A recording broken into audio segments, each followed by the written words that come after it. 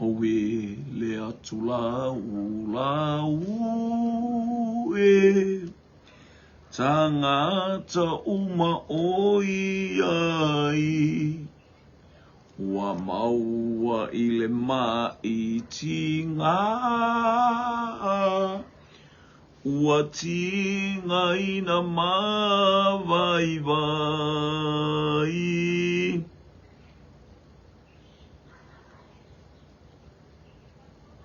le to lava o Yesu le vaila au le vaila au le na tu puai le file mu ie ua puanga ele ai se vaila au se mea aonga ai se tonga fiti mawhai la tau te malolo uma ai le to lava o Yesu le vaila au le vaila au le na tu pua le file mu ua puanga fa au tamai ua aonga le tonga fiti a Yesu ua sauni a mai lunga a moe mama ia malolo o le to lava o Yesu le vaila au le vaila au le na tu puai le file mu ua puanga le ali o lau fofo o matou te manana o iai alofa mai ia malolo o i matou ma ia ola ai le to lava o Yesu le vaila au le vaila au le na tu puai le file mu ua puanga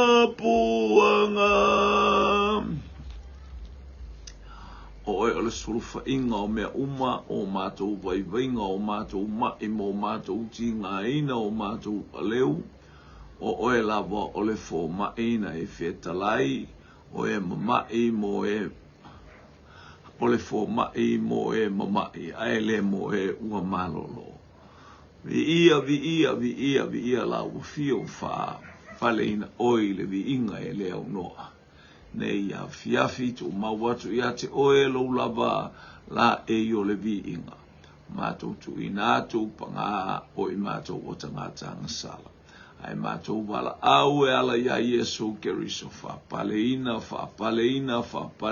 oi le vi inga i o vai tātou mala ua fio le pokala mea lau whanau le taulanga fiafi fesoa soani mai i umea i lovi inga ona o Yesu. Amene. Whaatalo fa so afa manu malo o Yesu Keriso lo tātou wali imo lo tātou whaola ni vaenga o le afiafi. Ia le tātou polo kalame o le taulanga afiafi. Ia anga leile le ima pa iatu pa iane pa ifu fo ifa manu yanga ile nei afiafi. Haleluia, talo whare ingo le whaatua tua le tino Keriso. Whaamanuia le atua mo oe. Ia le li, o le mata upu lea o Ioane lo mta upu e wha, ia o le whauru whape, o le malanga i Galileia, o le malanga i Yesu i Galileia, vi ia le atua, praise God. E maalia le malanga lea i Yesu, o le isfoi upu le fia au mai ai, vi ia le atua, praise God. Whape e ao ina ui atu o ia i Samaria. So se malanga e ao ona ui atu o ia i Samaria, vi ia le li. O le fe auna nei tu aso a le malanga, o le malanga e alu i Samaria. E peia na fai atu i ate, o watato ia ele vaita o swing o mea. E iei swing o mea, a ia e tu mau au le whaanga e tia, au e te fe me mea. Ia e tu mau i le li. E ano noa i le anga i mai o whainga ese ma wainga ese i le nei vai tau. Haleluia o tātou sāvale o tātou i aifo i le vai tau swinga. Ia whaila le swinga ala e te ilo. Wa te il au so o a. Wa te il au so. Te il au so o le alu alo la tau so la matau le la o le awala e alusa. O te le kolosi wa apea le awan. O le awala i alau papa i lunga Samaria. E leo o intangata.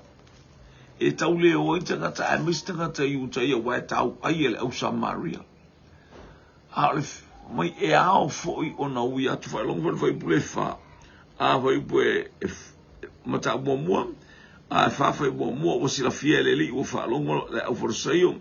E toa tele so o whai a Yesu ma papati soina. E toa i titi a Ioane. I tai o Yesu ele i papatiso e ia na ona so. Ele i papatiso e ia na ona so. Ona tu ua lea e ia o iuta ia. A ua to e maliu watu i Galileia. E ao ina ui atu o ia i Samaria. Olona winga o lei i Yesu i iuta ia.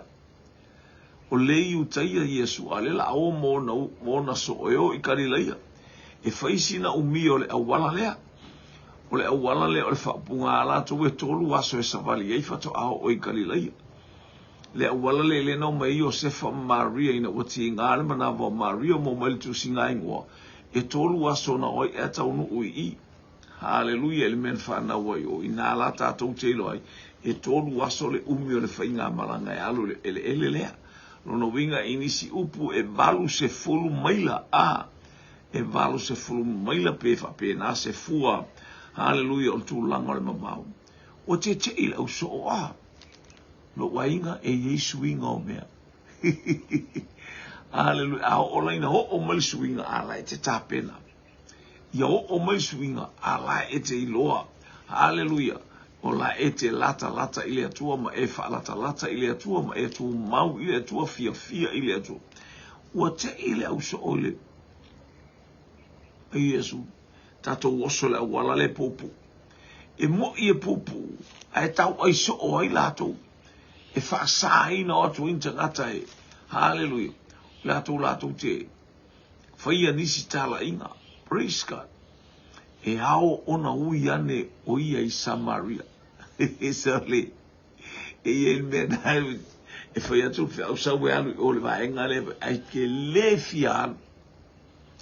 E ke le fian, aisea, o le vaenga la o le ika iake, o le vaenga la o le, io e whape ngala kukala e whaiake, mo lo kukala i kiki, ua mafua i lo whapean, e te le fian, e o iso o Yesu, e le fio i a Yesu, e o iso o Yesu, e le fio so le awala lea, pe umia le awala le tuli atu i Galileia, pe short kada tu i Samaria, lunga lo i Galileia. E le fia o ia so o Yesu. A watete. ma ai taimi o swing o mea. Hallelujah. Swing o mea o tato mo il niva i tau, o tato iai, o tu tupu mea umo mea sa tato whaalongolongo. E o mai mafui e o mai taua. Le ue vai atu i taua. Le lopo le a po le taua le umai le laurangi le o tato wava i atu le ngā pā mai ne ia Israelu, Iran, ia e whapea fo i Amerika. Le a tato te wa ai atu. Hallelujah, tato te le ilo i eisi talo le nei aso.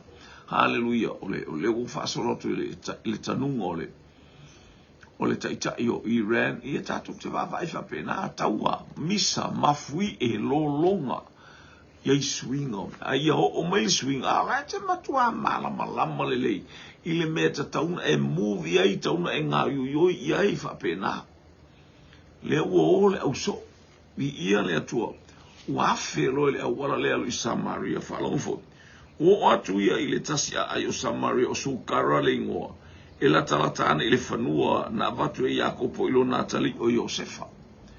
Ia, o le whanua la le, o le whanua le ta ua o Samaria.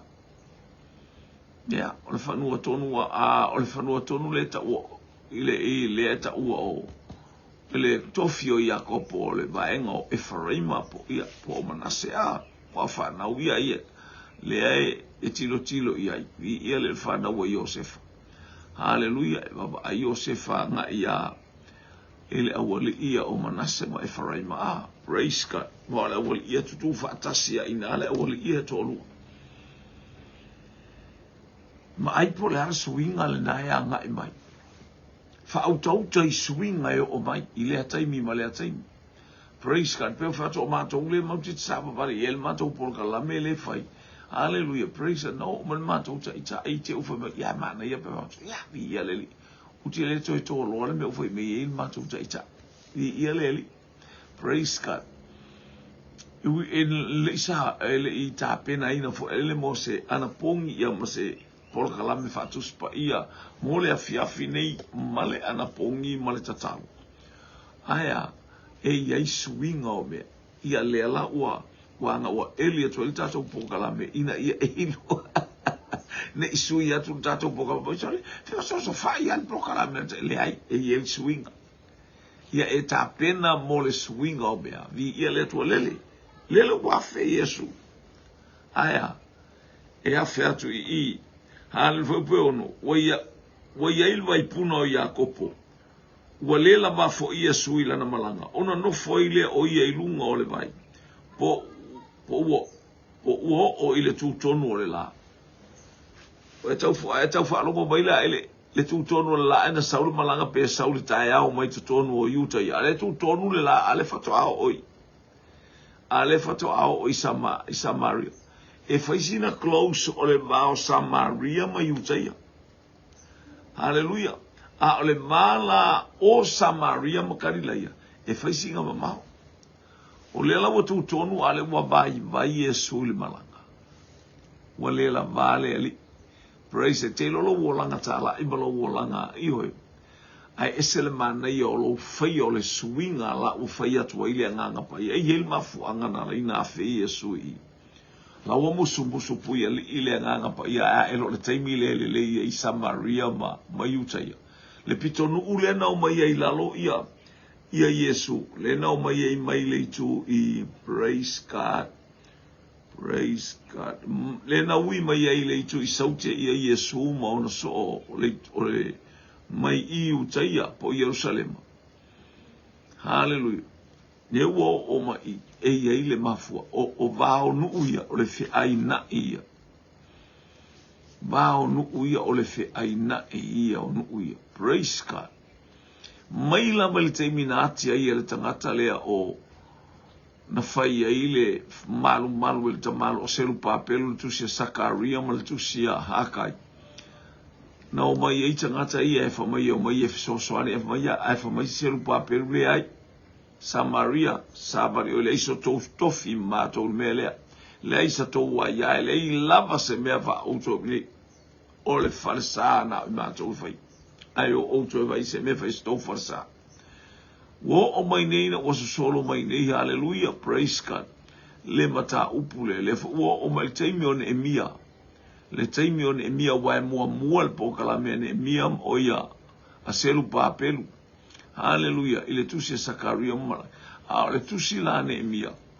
Na toi tupu ai fo ile mele. Fa asa mai o Neemia ona. A tau mawhai mai lea Samaria mai tauma a o atile pa. Pa mai e ule a upenga ile silima. Ai a mele maa e atile maa ile silima. Ai ule tau ile silima. Ia le ali. Tape nanga le atua le tau o tatou tau ai nei. Nga lue leisi. Haleluia. Nga lue leisi lima aya. Ai. Fai tau le upo le atua. Praise God. Ume uma tatou te lo. Tatou te ngaro lue fatasi male a upenga. Ia ile a upenga ia atua. La upenga le upo le atua. O le pelu e maa ai. Fatau ma ai ona itu. Ia ua afe atu Yesu. Ia ai. Praise ka tu tonu o la se tatou tuli atu o saule fufine Samaria. E utu vai. Wa fetala i atu Yesu i ate ia. Au maia i ate au. O te inu. Awa. Praise God. Au maia i ate au o te inu. Awa o atu ona so ile a ai. E whaatau waini mea ai. Saula le fufine lea. Ai olo male au so e o i totonu le ai Samaria e whaatau maini mea ai. Ai lotu wa e male fafine le utu vai. Tau li ole vai le no fo Yesu i lunga le au vai. Praise God. E ao ona uiane o ia i Samaria. Mai pero le afiafine i e tau no whaatino ile mele mana o ile nganga pa ia i ate. O te rua le leia i malo usa. Wha le leia i le lua misa male whaifea. He tu i lunga. Ma oso ilau ta avale va pele fe au avatu mo oi ye suinga. Hallelujah sta i suinga wa au mai. Tato vi ai suinga. Ha talia suinga ese ua tato vi ai. Hallelujah ina ia fatu ma wina le afionga le atua mo le malu le atua ia te tato ile tau aveina o le fina ngalo le atua ino. E so se mea tato te ai. E ao ona uiane o ia i Samaria. Le ainga o le whatotua. Vi ia le li.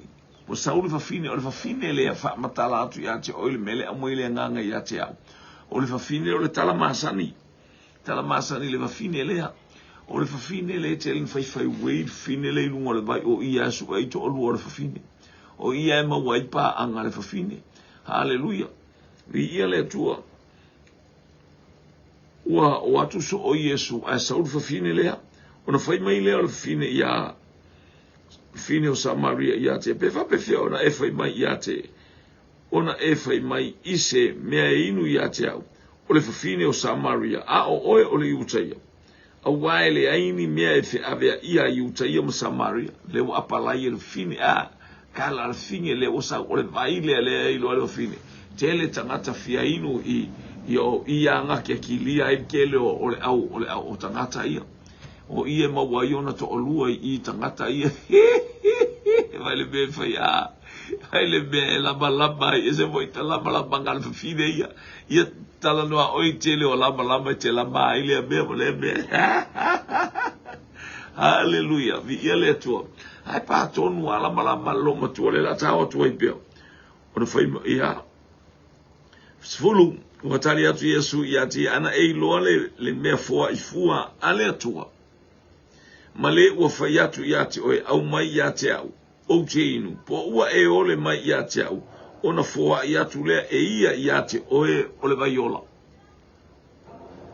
Ana e loa ina tangata le fai atu, ma poloka lame le atua, ole mana onga ia e loa poloka lame le atua, suinga o mea. Hallelujah, e ia suinga o mea o tato i aine, i ia le ali. Ma malu masilsili esele ato a sui mai au te fe me ai a sui mai au nei fate ia oe. Hallelujah, praise God. I teimi uma praise e stangata o fale tonu le lua maftanga. Hallelujah, elo teimi le te Colossian e Samaria e te uia ne i Samaria elo teimi si e lunga lau telefono pe hello brother oka ia leli ia fa marulua tu mo fato ese foi ati o elo uso no mesa ta vala ma vivesi ai foi Io e wo fa longo le fe aua le atua wo fa mau lalo ia fa mau lalo ia te oe si la fia le atua lo loto vi ia le leo fa mau lalo te oe ia wo fa mau langa fa mau lalo fo ilu mo le atua haleluia ia ona o mea tutupul tava io vai pero le tai mi tonu le fe aule ia te o swinga o le la tu ilungo le io e praise God e alua tu i o le shopping center te i wolo fitau i masetangata hallelujah au e te alo ese pe ai lo stangata e te tauna e fisosoani ai pe a fai o stangata e mo mia se fisosoani hallelujah uni e fa apeor Samoa to se i tu ainga tangata ina ia avele fe au le talale o Yesu o le lo fatu no ala vaia o Yesu o le faola ia vi ia le atua le pai mai ia le tala noanga le tōrua lea vi ia le atua o fai mai le fine ia te eleli ele ai sau mea utua ila vai e maua lalo fo ile vai evi e te maua i fea le nā vai ola hallelujah to lea tau no alfa fine pe ai se le ora karaka malo lea e siri e oilo mātou ta mao Iakopo na tu umai ia te i mātou le vai eli ua inu ai fo i oia malana whanau, maana manu, ua tali atu Yesu. Ia le tusa le fai mai le vai ola. A le fa tusa tu le vai ola le ma. Hallelujah ma Iakopo. Ai oe kia mai ele ngā vai, o fele vai, o le vai le ngā mai e Iakopo. Pau walo tangata i le ola Iakopo, ai nisi o pupea fai. I oe, pau walo tangata i le wai e le swinga o me se ia malama le fine. Ia te ia o le vai e ola a mata nei, tae au, aso oi luma e o oi le whaavavau, e hafa pena oi. Hallelujah. E ia le mena te inu vai ai fo ise me e whaasino e le atua. Hallelujah. O ia mata ua o le alofa tu noa le vai o le ola. E ola i lo wanganga. Awha e te ilo e le ola lo wanganga i le mena e te afoi. E te talanona alo wita na alo whaamisa tu ilunga whaisau whainga sui nga o mea whaise whainga i ate oe o le suinga o mea hallelujah le wata watu tau no usavali te lo whai atu ate oe sau lotu a le wo whetu ai loa e mafatia pelo wanganga e te alu ma e porkala me lo tupu se o la fouma se o na e wata watu ate oe make a move in your life mo te tauna i se suinga i te oe. E te savali ai. Hallelujah. E te tū ilunga mai alu. Hallelujah. Aisea. Ia ili suinga o mea. Hallelujah. Ia awane ia tu mauri whaolotanga. Awane i fe me mea. Lea. E whai atu Yesu i le vai. Hallelujah. Ale mita i mai Iakopo. Ina o whai atu Yesu. O te avatu ia o te avatu atu le vai o le ola. Mai oi. Moi vai kia moi on maku ka mau Iakopo o ngatu so le vai le feolai. Feolai le tino. A o le vai le mana o Yesu. O le vai o le ona tanga now. Nei e o le whavau. Till the everlasting life. Vi ia le ua tali atu Yesu. O le inu i le nei vai atu e fia inu ia. Ia le sawa. So se inga ka po alpa ke vai po aka ko vai o harka ko kange har kange vai ka ki fie feingu pe aya esele mana yo lo winu le vai o le ono io tato umo tato fata ita ele vai le tato uma wa tato umo mia le vai le e inu ai ele uno praise God au se inu ile nei vai hallelujah o se inu ile vai o te avatu ia te ia ele to e fie inu lava ia a o le vai o te avatu ia te ia e avei tu tonu ia te ia o le vai puna e puna i lunga o le ola e fafo once you receive Holy Spirit le vai le o le vai le ai wa Iakopo amen o le vai o Iakopo le e mitai mai el fine a o le vai le tal no Yesu Holy Spirit taf e mai vai e te le tonu ia te o taf e mai loto fa mangalo taf e mai le loto alofa taf e mai le file mu taf e mai le oli taf e mai le a praise ka le ano a io fa manu yanga le atu taf e mai hallelujah le fa mawalalo mea uma loto ainga loto so vi ia le li tafe fai mai e sumta upo e fitu fai upo e sfulu e tolu sfulu ma le valu ma le tolu sfulu ma le iwo le tusia Ioane mta upo e fitu fai upo e tolu sfulu ma le tolu sfulu ha fai te whaalongo ma e whaatua tua mai a tau e tafe mai vai e tele vai ia Hallelujah pe atatou whaalonga le upule ale atua ele ai ma sou mana onga ele ai ma se tali o se mana onga i tele maua i Amen. Oh, the answer. Hallelujah. And this book, hallelujah, hallelujah, can satisfy the desire of your heart, maha. Hallelujah. So se mana onga. Vi ia leli. O fai mai le fine ia te leli. Ia au mai na mai sa kaingu. Ina ia oule to e fiainu. Ina ia oule to e sau. Fo ine i e utu vai. Whaalonga swinga. Whaalonga taimi o swinga o mea lewa iai. Mai so wingu a mai la so kaingu fa mole ia lewo. Fa to le fa fine ese la nga skairi le sau ai. O le fa fine le na sau. O le fine fa fai to lua. Le la tato o te e ese la na sau e porkalame Yesu e faisanga começo ia Yesu ale o sau sale e ese ale tala noa e fai atu o le vai o Jacopo mai o le ese a Jacopo ese le vai mo mi evacu ia ke ia lele foi mai so au mai se io ta intatele to e sau ai hallelujah hallelujah falongo o fetala yatu Yesu ia aluia bala awila utane ile to esa wa ine o le manga onga o Yesu ia lua feingu fakasi malau kange ia lua feinu fatasi malau paanga ia feinu ai lo ainga ia feinu ai oe haleluya awa ete sailia o lo lele ai saili mole lele o lo to lua ia leli ia na o manuia oe ia manuia el tinao le ainga ia manuia fo iso se tas ai anula au mai lau panga io esele mana ia eva amalua ilea il fe au maletala le leia le atua ele leile to lua ele anga to tas apa ule isi ai fa malosi atu le isi la tata u falong watali mai le fafini ele ai sautane wa fa longo la ia ke ilo ai esel mele fa il fafini le e ese ngal pakia swinga na obea da salva fafini ma style le pakia pale ai ala fa Yesu alu au mai la utane na lu mai le watali mai le fafini ele ai sautane ono fetala ya tu le Yesu ya te ia tonu la upu ele e tonu la upu ele isa utane mai le osanga kange fo ila amene sa o le leila utala ai se alanga o mea pakia ki ele o manga o ai ngofo skolua ia ele isa utane ona fetala ya tu leo Yesu ya te ia ua tonu la upu ele isa utane awasa ya te o etane to alima o ia foi ua ya te o e ona pone ele sautane lea makaulia le ko ongo ngila pe afeito lima ameni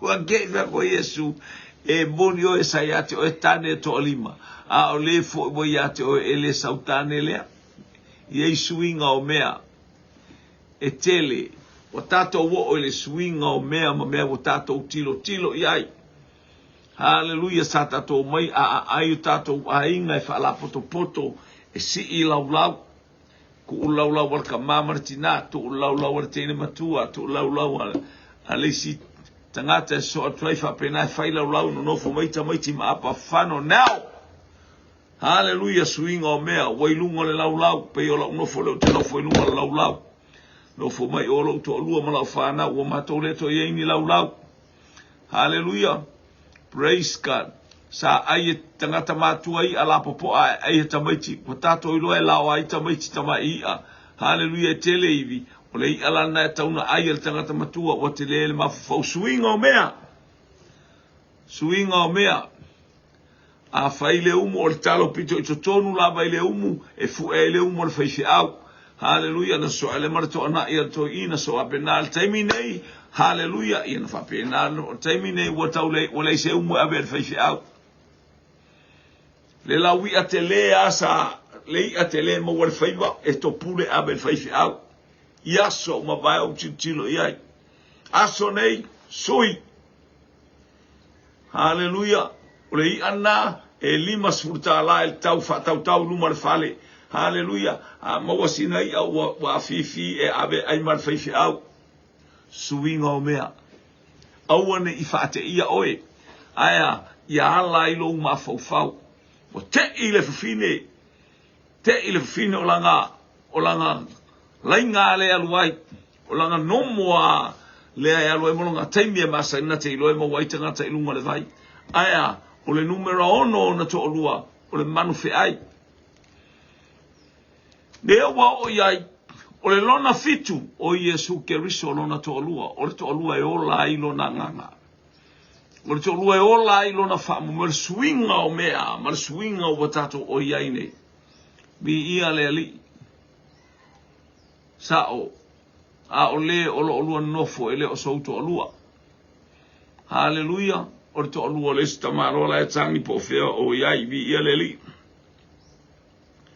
Ia e selema na ia o tonu la upu le sautane a wasa ia te o etane to lima o ia foi wa ia te o na po nei le sautane o le mea moni lama wa e fai maina wa fai mai le fafine ia te ia leli ia wa owi loa nei o oe o le profeta ia leli fai loa ia te o tatu ia le swing o mea ia iai foi haleluya mole mataala ia te tatou e whataunu wai mea uma haleluya tatou te ba ai whale nganga ua a ngai mai mea na whetalai e su e tutoku haleluya pe whaelo ia te oele ilo pore to e taua le te whalongo ai kili a koa kako ai pau me ta pena mai sauni uni taimi uma haleluya ole oti ole mea fia le kerusiano ole oti wa faima mea e malo losi ai ma fatele ina ili fatu atua o tangata.